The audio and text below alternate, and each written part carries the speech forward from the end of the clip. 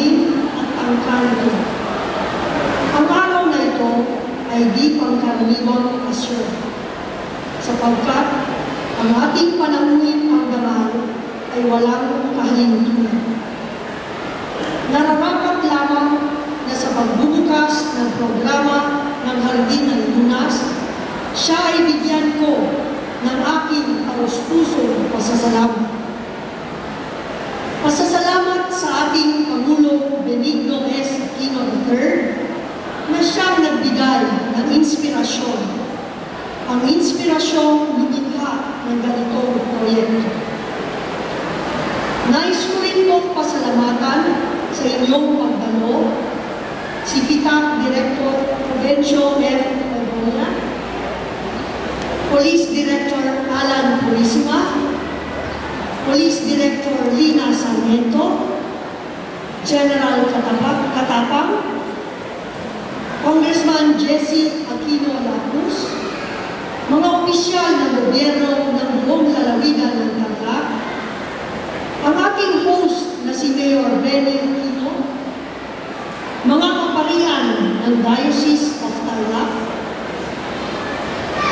ang consultants of St. Luke's Medical Center's Department of Dermatology at mga residente, mga punong guro, mga mag-aaral, lahat na mga nagsipagdalo sa Hardin ng Lunas Seminars, mga opisyal ng East-West Seed Company, at dagiti ayayatek na Tanakenos.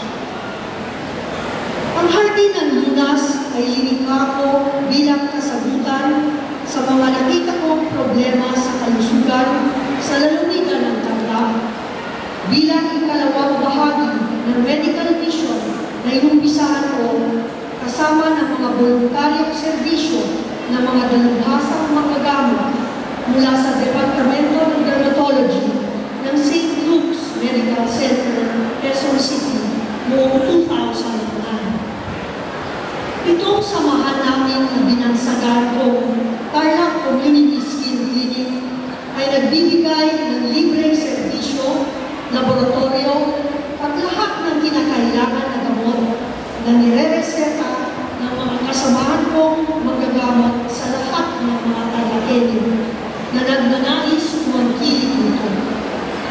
Malaking karangalan para sa akin at ang mga kapamilya ko sa Department of Dermatology ng St. Luke's Medical Center, Quezon City, ang magawaran kami noong May 2011 ng L'Oreal Galderma Award for Social Responsibility sa World Congress of Dermatology sa Seoul, Korea. Sa pamamagitan ng pagbuo ng isang tanghalan ng organikong gulayan at mga halamanang panggamot na may ebidensya base sa siyensya, nais namin makapagbigay sa mga naninirahan sa mga liblib na lugar o kanayunan na walang maaaring mapuntahan na dalubhasang magagamot o ospital o walang sapat na salapi pangbayad sa konsultasyon sa doktor at pambili ng iniresetahang gamot, ang paggamot na makapagbibigay ng ibang mapagpipilian o mas mababang gamot sa isang masusustentohang anyo ng paggamot. Nais din ng Hardin ng Lunas na pukawin ang loob ng mga mamamayan, magulang, guro, kabataan, kapulisan, kasundaluhan, taga-simbahan, at kung sino mang tao may interes sa pagtanim mula sa iba't ibang bahagi ng komunidad ng organikong gulay sa kanilang mga likod bahay, di ginagamit na lupain, okasyong mga lalagyan ng bote ng tubig, lata ng gatas, o alinman na angkop na lalagyan. Sapagkat naniniwala ko na kung ano man ang kinakain ng isang tao, iyan din ang magiging bunga ng kalagayan ng kalusugan ng tao ngayon. Sa pamamagitan ng organikong pagtanim, masusustentuhan ang kabuhayan ng mga tatangkilik nito sa sa bagong pamamaraan ng pagtanim at mabibigyan sila ng pagkakataong magkaroon ng papel sa kadena ng pagkain at sa pangangalaga ng sangkalupa. Isang di ginagamit na bakanting lote sa MacArthur Highway sa Barangay Kamangga, East Moncada, na may sukat na 3,700 square meters ay inalok ni Mayor Benny Aquino para sa proyektong ito. Ang East-West Seed Company sa pamamagitan ng kanilang business manager ng Vegetable Seedling Division na si Ginoong Anthony A. Cortez ang nabigay ng libreng mga seedlings para sa 5 bayan: Moncada, Anao, San Manuel, Pura at Panagin, na pinagsimulan ng Hardin ng Lunas. Ang suma total ng mga taong dumalo sa mga seminar na ginanap sa 5 bayan na ito ay 500 katao. Ang bawat isa sa kanila ay tumanggap ng 64 seedlings ng 2 klaseng gulay alinman sa kamatis, talong at siling panigang. Sa mga bayan naman ng Gerona, Camiling, Tarlac City, ang San Miguel Corporation at Tarlac Heritage Foundation ang namigay ng libreng seedlings. 356 katao ang dumalo sa 3 seminar na ginanap, 64 seedlings ng kangkong at pechay ang ipinamahagi sa bawat isang dumalo. Isa sa mga paksang tinalakay ng 6 na tagapanayam ay mga pinakabagong teknolohiya sa bawat uri ng binhi, ipinamahagi sa bawat dumalo sa seminar, at mga bagong kaalaman tungkol sa iba't ibang buto o seedlings ng kumpanya. Inulog din ang bawat dumalo sa seminar ng East-West Seed Company ang pagkakataong ipagbili ang aanihin nila sa pamamagitan ng pagpapakilala sa bawat nagtanim sa mga komersyong tagabili ng mga ani. Para maging kaakit-akit, masustansya at malasa ang bawat gulay na lulutuin at ihahain, si Chef Eileen Anastasio ay lumikha ng iba't ibang recipe gamit ang mga gulay na aanihin at iba't ibang halamanang panggamot na maaaring kainin. Sa pangalawang bahagi naman ng Hardin ng Lunas, tatalakayin ang paggagamot sa pamamagitan ng wastong paggamit ng mga yerba ayon sa dulo ng siyensya at ayon din sa listahan ng Departamento ng Kalusugan na magpapatunay sa bisa ng mga ito sa iba't ibang karamdaman. Bawat munisipyo at pati na ang siyudad ng Tarlac ay tatanggap ng 250 halaman na inalagaan ng Tarlac College of Agriculture. Ang TCA din ang magtuturo sa bawat katanggap ng munisipyo pati na ang siyudad ng Tarlac kung paano dapat alagaan ang 25 klase ng mga halaman na ito.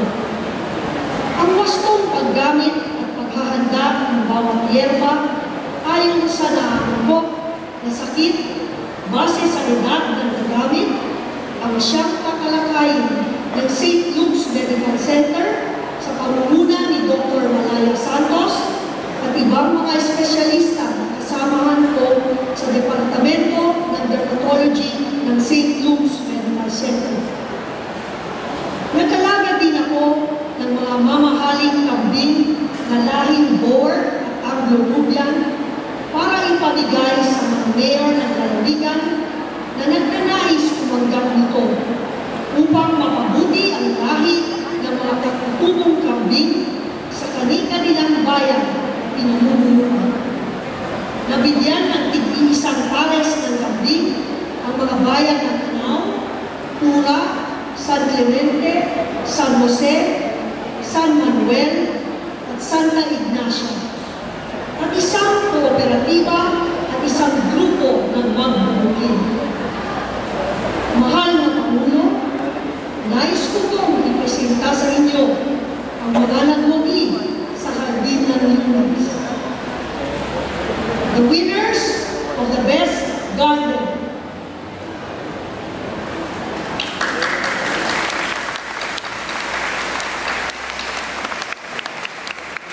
The winners of the best container garden.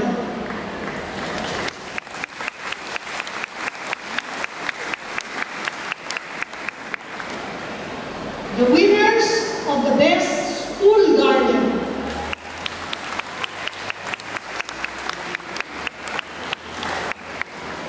The winners of the best newly established garden.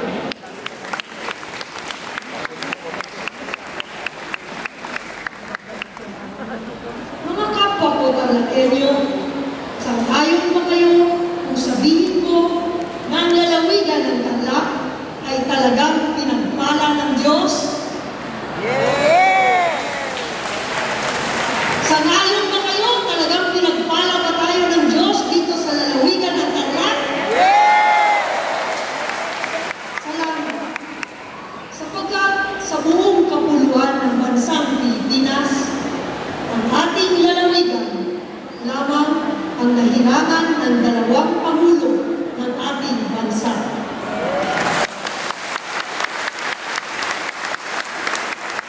Nagmula din sa iisang pamilya at ang ating kasalukuyang pangulo, ang pinakabatang pangulo na hirang sa Republika ng Pilipinas.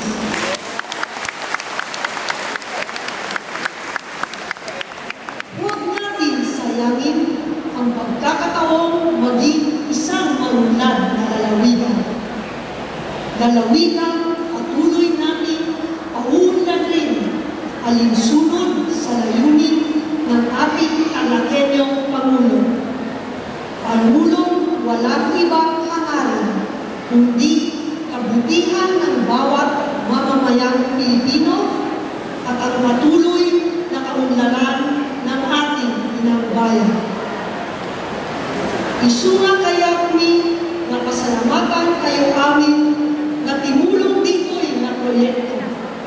Mr. Ramon S. Ang, Chief Executive Officer at Pangulo ng San Miguel Corporation, East-West Seed Company, lalong-lalo na kay Ginoong Anthony Cortez, DOH Secretary Enrique T. Ona at Yusef Teodoro J. Herbosa, PITAC Director Jovencio F. Ordonia, Mayor Benny Aquino, at lahat ng kanyang staff sa Municipality of Mongada, Barangay Captain Joel G. Naturan, at mga kasamahan niya sa Barangay Kamanggahan East, the Philippine National Police, especially Police Chief Superintendent Edgardo T. Ladaw, RD, PRO3, and Nicanor A. Bartolome, Police Director General, Chief PNP,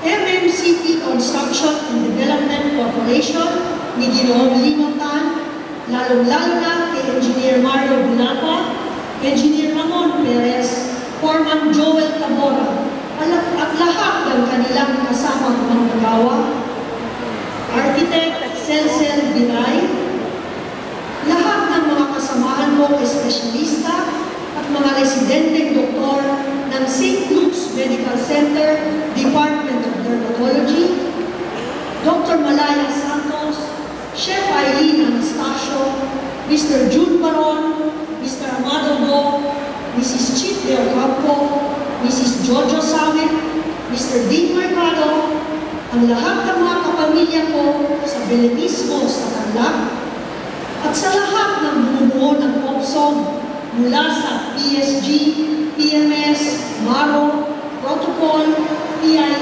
at RTBM.